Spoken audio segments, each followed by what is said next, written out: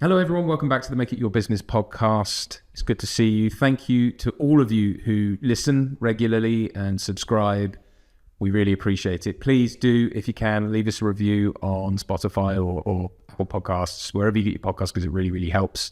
And drop a comment and let us know what you think we should cover next time. Today, we're going to talk about James Murray's new incredible magazine called Modern Business. He's going to tell us all about that and the benefits of that. And if you stick around to the end of the episode and listen all the way through, like good boys and girls, then there's an extra bonus for you at the end as well, and we'll tell you how to get that, or James will tell you how to get that. So without further ado, James, let's talk about Modern Business. What is it and who is it for? Excellent. So yes, this is a magazine for all business owners at every stage of their journey. So from the very start, starting out as a young or old entrepreneur, you can pick up this magazine and find tips and advice in there to help you along the way, all the way through to well-established large corporate organizations that might be looking to have strategic shifts within their business or look at different marketing ideas. It's got something for everyone in it. Fantastic. Yes, I think I might have a quote in there as well. Yes, you have. Yeah. So, no, it's very good, and it's obviously got a very slick presentation, which I really like. And no, I think it's a great idea. So, the origin story. Then, tell me why. What sparked your creativity when it came to this? Yeah. So about last year, I thought about creating a pure finance glossary, really, sort of a brochure, as you would, to give to clients, to hand out to people, to explain a little bit more about the financial landscape. And as I explored that a bit further, I added layer upon layer. And then I spoke with somebody and they said, well, what if you made this even broader and made it more all-encompassing to business owners? Because along my journey, I've picked up all these skills and the things that we talk about on this podcast, and I've collaborated with other business owners and specialists in different fields. And I thought, okay, this is going to turn into a bigger project, but I really like the idea. And I just started writing, started putting the content together, and thought then it could be a good marketing tool to publish a well thought out magazine that's come from somebody that's actually building a business, but also obviously I operate in a space where I work with a lot of different businesses and a lot of different sectors. So I've got first-hand knowledge of all the pains and the pinch points that happen within different businesses at different times.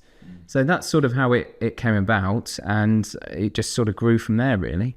There's a lot of attention being put back on things like handwritten letters, and physical mail and that kind of thing. And so I think these are, probably a really good idea, because I think, especially, so what's the general idea for it? Is you going to be putting it in businesses, or where are you going to distribute it? So I've got a few different channels in which I'd like to get it out there. I've got several thousand being printed, so they'll be distributed across sort of local towns and cities, coffee shops, that type of thing. So hopefully people can pick them up and have a read. There's calls to action in there as well, which will drive people to the website and to the collaborators in there as well. There's sort of articles that might drive business for those guys as well. There's no actual advertisement in it. Well, obviously there's subliminal advertising, but there's no physical adverts. It's all been self-funded. So what my plan is to distribute it across those channels, then to be more specific with it and put it actually in business owners' hands. So that's another move in which I need to actually get them out into businesses, either direct mail or send people around physically to hand them out. And then also it's there's a digital version online, so people can download it for free. And finally, as another piece of material to hand out to existing clients. Yeah. Because as I said, there's a lot of financial information in there, a lot of tips and tricks with regards to funding solutions. I think every business owner that I come into contact will get value out of this. So when I go and give them maybe their documents or send things out, I can send a copy of this out. So could that form part of like a welcome pack or something? Potentially, yes. I mean, it's issue one, and I think with these sort of things you can think far ahead. But for now, this could go out, and it's sort of timeless, at least for the next few years anyway. But if there was an issue down the line, again, it could be direct mail to anybody on my mailing list, that sort of thing. Yeah. Nice. Very good. Yeah. Okay. So we've sort of touched on it a bit, but what's generally inside these? Yeah, so as I said, it started out as a finance magazine. So again, it's got things like how to raise equity through your business through non-standard channels, things about VAT deferrals. It's got a glossary on different financial products. There's information in there on how to get different car finance products for directors, why you might finance CapEx, all sorts of different funding type sort of articles really, and tips and tricks on that side of things. And then, as I said, I've used and worked with collaborators as well. So there's a mergers and acquisition specialist that talks about how to gear your business for sale. So I think a lot of businesses will find that quite interesting. I think it's an important thing to know, even if you're not actually looking to actively sell. There's things from a PR specialist, so how to access PR and how to use it within your business. There's marketing strategies. There's logo and branding design. There's some more headspace stuff as well from a coach that works with CEOs and also people within businesses. Is that Paul? Paul Ward. Yeah, from Black Coat. I always call it Paul Black. Isn't it? Yes.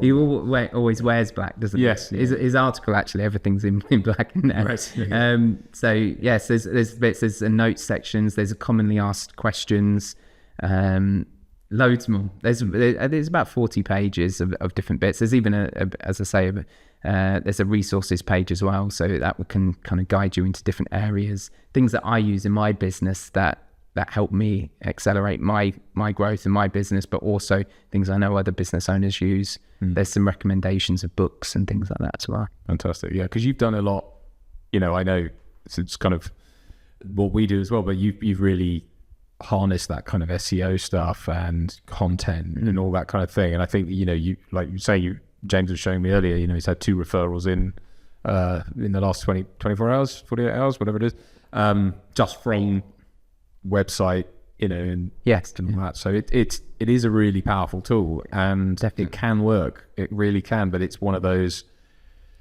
where you've been doing it now, what, 2 years? 3. 3 years, yeah. So it just takes and sometimes that's not because it's not a hard and fast rule, but sometimes it's just because you need to practice it. You need to get good at it and try it. It's the messaging as well. Yeah. I think my initial approach was very much guerrilla marketing, do all of this stuff. But I think over time you start to then refine that and tweak it. Yeah. And I guess I've gone back to basics with this. I mean, this is very broad, but I guess it's a medium that's not overly used. It's obviously quite an expensive. It's probably a bit of a loss leader in a way, but there might not be a clear return on investment for this, but I think the social proofing will be good. Whereas with the SEO stuff, I think what happens is you start to tweak things and you start to think, well, that works, or I'm getting inquiries from, they're not really the right type of inquiry, and maybe I need to kind of focus. And we've talked about niching down before.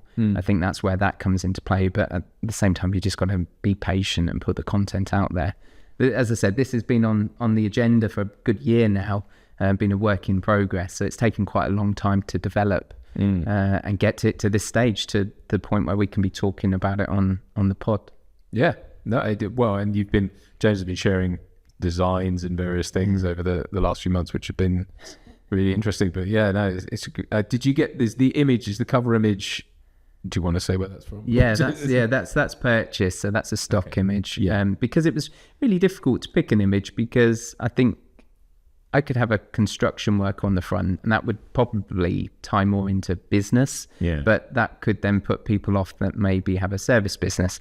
One of the other images we used was a hairdresser, and it looked really good on the front. But then I thought maybe it looks too niche down that road. So I felt that this image was quite good in the fact that they're doing a bit what we're doing here. They're sort of talking on a podcast. I think that's quite a modern way in which you sort of represent your business. And throughout, the images are quite important, but I wanted to pick something that tied in nicely. As you can see, it's not really branded with my It's got your green on it. It's got my green, and my the theme throughout is the green, and got my, obviously the article's got my top tips throughout. So there's articles where I've put top tips. So I'm sort of featured throughout the magazine and on the back of it. But yes, it's but I didn't want it to be too James Murray heavy. I felt if it was too finance, too James, I think I want somebody to see that and pick it up in the dentist. If you are a business owner, you're going to want to pick that up, and you're going to want to take it home with you. Yeah, I mean, and these things tend to have, you open them up and there's just a flood of adverts, and especially the ones that get handed out through. Yeah, we've got some locally that go around, and they're brilliant magazines, but some of them are some are better than others, and but some of them are littered so much with advertisement that it really it degrades the quality of the actual content within the magazine. Yeah, obviously they've got a different agenda, which is to make money, and there's obviously a lot more costs that go in. I mean, editing this, it's just obviously it's all been done. I've worked with, as I say, collaborators, but they've produced some writing for me, but I've then had to check it all, put it together. I've then worked with a fabulous designer called Kaz, who we can link back to, because he's been incredible in helping me, but also in the back and forth, because that's been the trick there. But yeah, all of the elements and the cost, obviously the printing, everything else that goes into it. Normally that's a huge team that would go into producing that. But sometimes with that, you lose some of the personality. So this, you can hear especially on my articles, and I mean, Lawrence has done an article in there on marketing. Helen is a PR specialist. She's done a fabulous job, and you can hear their voice in the language. And I really think when you read this, it doesn't sound like some business fluff. It's really usable content that you can and use. Human language is used throughout it, and there's almost jokes throughout it. It's done in a very light way, and I think that's really important. That's something I wanted to keep. And if I do future issues, I think that will be tied in to the theme of everything that I do going forward. 100%. I always encourage people to prioritize authenticity in what they're doing. It's very tempting nowadays to just lean into AI and lean into all the cheap ways of doing things, and that these things aren't without their merit. But when it comes to content, and it's a loaded term really, because content implies volume and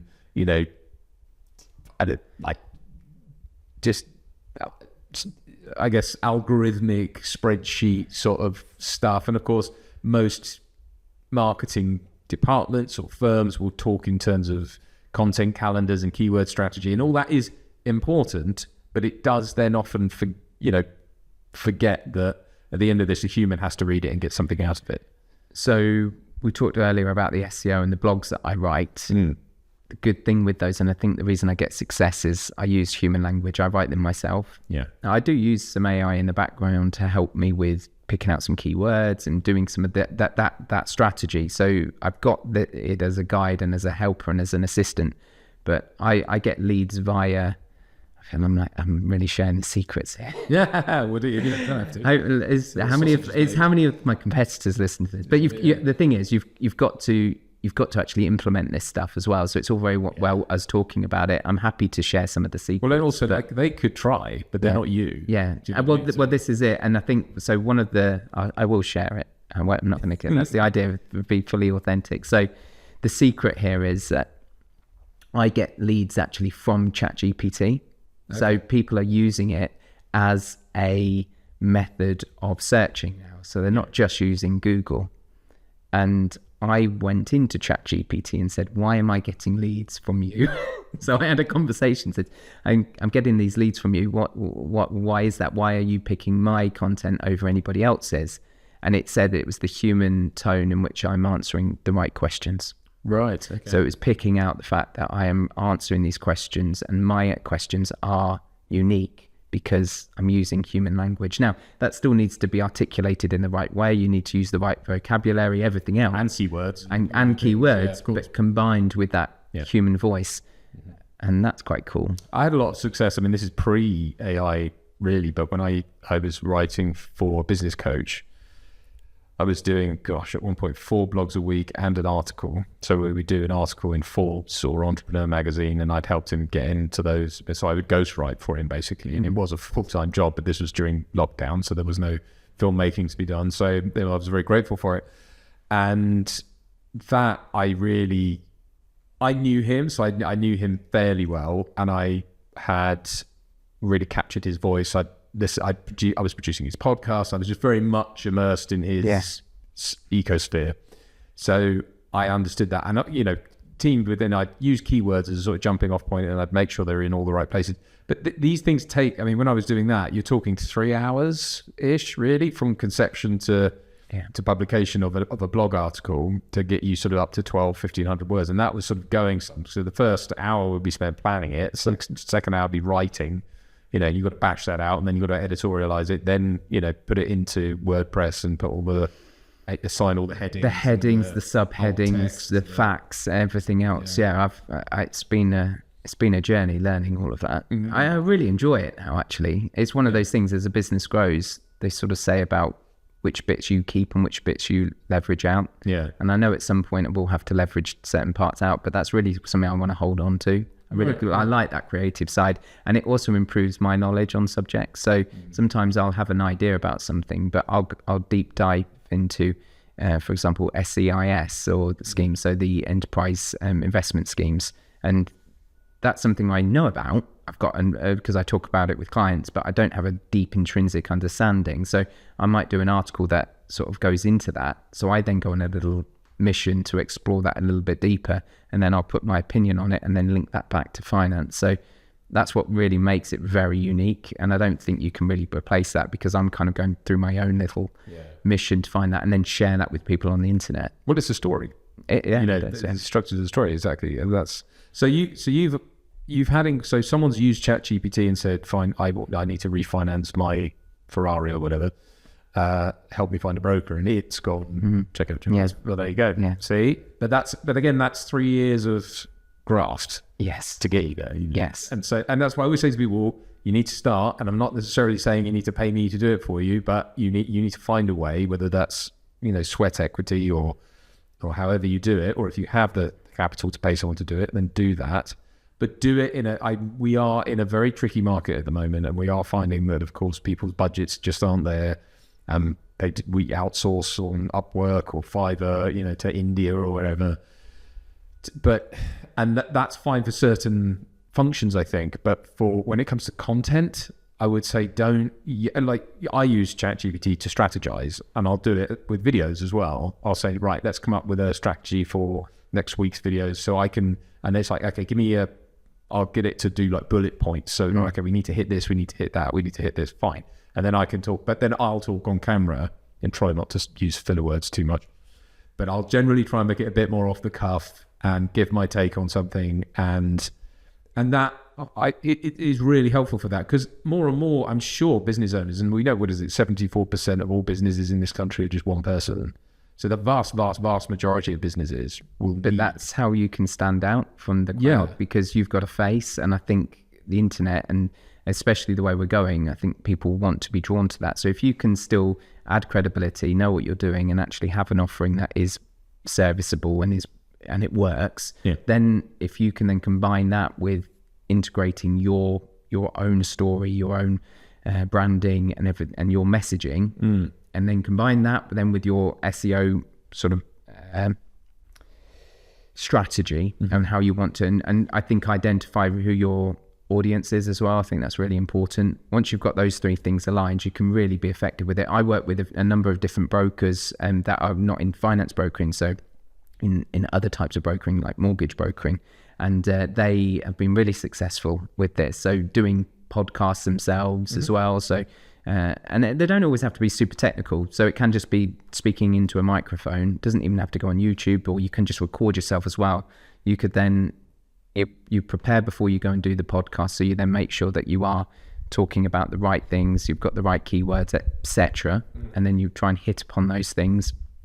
We said we probably need to do that more on this, because this feels a bit more organic, but if you want to be a little bit more clinical with it, you can have that. You can talk into a microphone, put it out onto all the channels, put it out onto YouTube, Then you can write a blog about it, have it consistent with your messaging, have that as some text on your website with a lead magnet, and over time that will yield results.